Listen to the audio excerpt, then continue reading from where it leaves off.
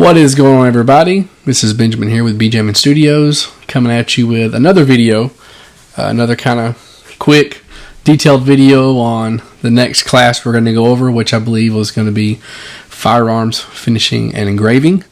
So, jumping straight into it, I already got it pulled up here. It's been a little while, so I finished this class. This is a bummer. Y'all, this is a bummer. I finished this class with a 99.9. And I know a lot of people out there probably tell me to stop my whining, but literally on the last test, the final exam out of 80 questions, I miss one question, and oh well, right? No sad stories, I guess. Anyways, so this class, just like every other class, you have things you have got to do every single week to include a discussion post and at least 2 replies. This class in particular, you had an assignment every week, weeks 1 through 7. And then I say that because not every class has an assignment every single week. Sometimes you only have discussion post and a quiz. Or maybe sometimes you only have discussion post and an assignment and you don't have a quiz. So I kind of want to, I guess, point that out. Discussion post, once again, weeks 1 through 8. Week 7, not only did you have an assignment, but you also had a practical application where you actually had to use what they sent you in the mail to accomplish something. And then week 8, there was no assignment, there was no practical application, but there was a project. So week 8, you had a discussion post, final exam, and a project. So, as far as like course material goes, you learn a lot about repairing a firearms finish, rebluing something. You learn a lot about parkerizing and just some different firearm finishes out there.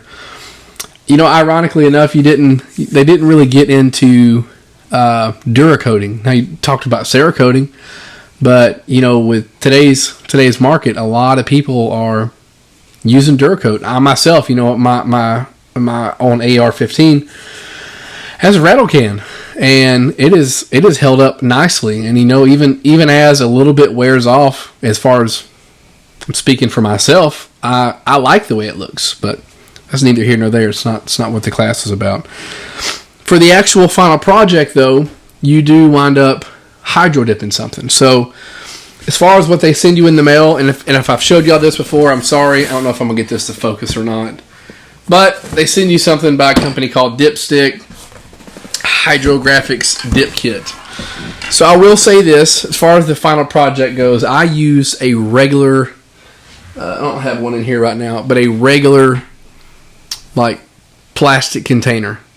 And if I could give any advice for somebody who hasn't done this class yet, or, knows you have it coming up, get a wide, try to find a container that is almost symmetrical, as wide as it is long, or just make sure though that it's extra wide, because you need something with a lot of room as far as laying down this film goes.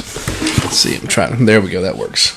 Alright, so as far as what comes in this kit, you get some base coat.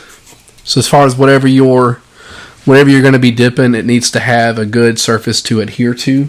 So you would obviously clean whatever it is you're dipping. I did a holster that I do not believe is in here right now. I think I showed that in another video though. So anyways, yeah, all right, it's not in here. I did a holster that was already multicammed because I planned on making it like a wolf gray eventually anyways. So I figured that would be a good thing to do. So I didn't dip a gun. I did a holster. So cleaned it really good and then gave it a good base coat.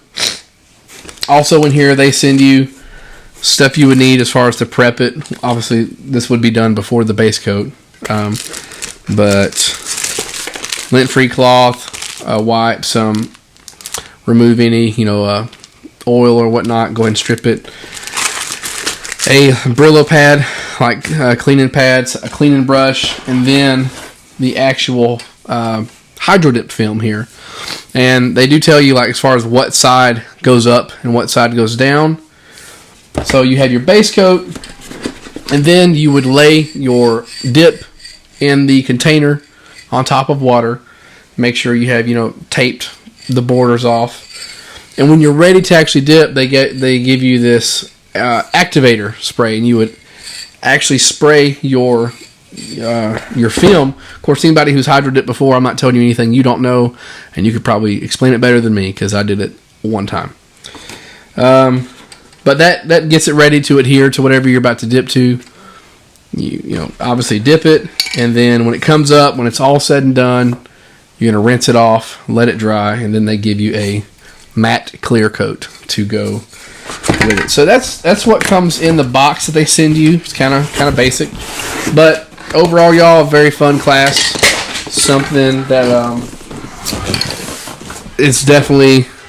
I'm definitely going to use in the future. I'm looking right now at some different films to get to maybe do, instead of just doing a flat wolf gray on that holster, but maybe do like a black multicam. Excuse me. So yeah, that is firearms finishing and engraving. Super fun class. I'm gonna have to go back and look and see which one was next. I think it was the gunsmithing tools lab, if we haven't already made a video about that. But yeah, so I guess we will see you in the next video.